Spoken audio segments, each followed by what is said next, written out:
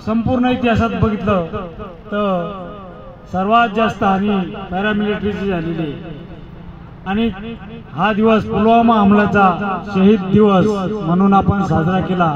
यामध्ये संपूर्ण महाराष्ट्रातून पॅरामिलिटरी असोसिएशनचे अध्यक्ष अमरावतीवरून आले, चेअरमॅन साहेब जालन्यावरून आले, तर आपले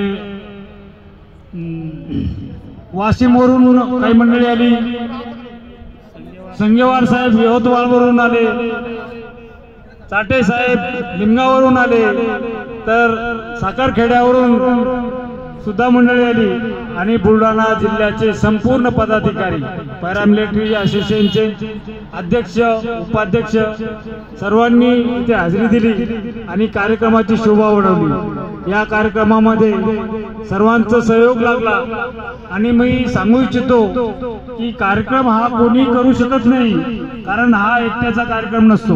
कार्यक्रम करायचा म्हटलं तर त्याला सहयोग भी लागतं आणि दान पण लागतं आणि करण्याची इच्छाशक्ती लागते आणि ती आम्हाला जे कोणाला इच्छाशक्ती मिळाली ती फक्त चाटे साहेबांपासून।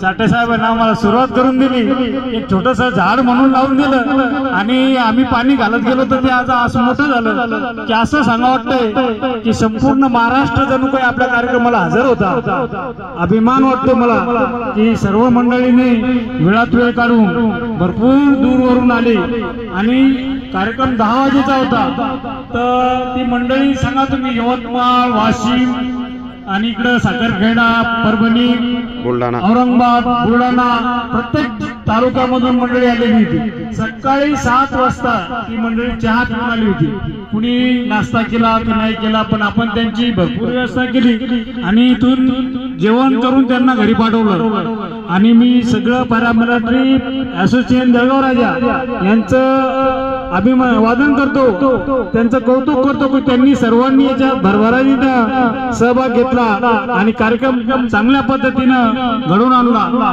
आज पॅरामिलिटरी मध्ये म्हणजे टोटल सीएपीएफ मध्ये मला सांगावं असं वाटतं बुलढाणा जिल्ह्यामधून 1400 मुलं ऑन ड्युटी आहेत आणि आपण ऐकत होतो की सोलापूर, सातारा तिकडीच मुलं जास्त मिलिटरी मध्ये, पण पॅरामिलिटरी मध्येच आपले बुलढाणा जिल्ह्याचे 1 नंबर आहे आज आणि आर्मी मध्ये पण तेवढेच आणि काही जवान आपले ड्युटीवरले सुद्धा ऑन ड्युटीवरले हजर झाले होते। एक जवान तर असा होता की जो 9 वाजता घरी आला आणि 10 वाजता आपल्या कार्यक्रमाला हजर झाला। सांगा, जो माणूस आई वडिलांना भेटण्यासाठी 6 महिन्यानंतर आला होता, बायको मुलं त्यांची वाट बघत होती, तरी पण 1 घंटा त्यांच्या सोबत राहिला, फक्त 1 घंटा आणि 4 घंटे आपल्याकडे इथे कार्यक्रमाला हजर राहिला। अभिमान वाटतो मला अशा जवानांचा आणि सर्व मंडळीचा की ज्यांनी मला साथ दिली।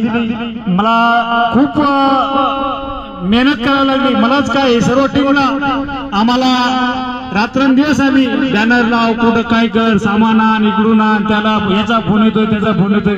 खूप चांगलं वाटलं की आपण कुठंतरी काहीतरी केलं त्याचा अभिमान वाटतो। बरोबर। आणि इथून एक अशी ठिणगी पडली की आज लोकांनी मला सांगितलं की साहेब याच्यापेक्षाही मोठा कार्यक्रम ठेवा, आम्ही तुम्हाला कुठेही कोणत्याही कशाची कमी पडू देणार नाही, पैसे सांगा, मेहनत सांगा। तर आम्ही असं ठरवलेलं आहे की पुढचा कार्यक्रम या तर सिंदखेड राजाला होईल किंवा गजानन नगरी शेगावला होईल, कारण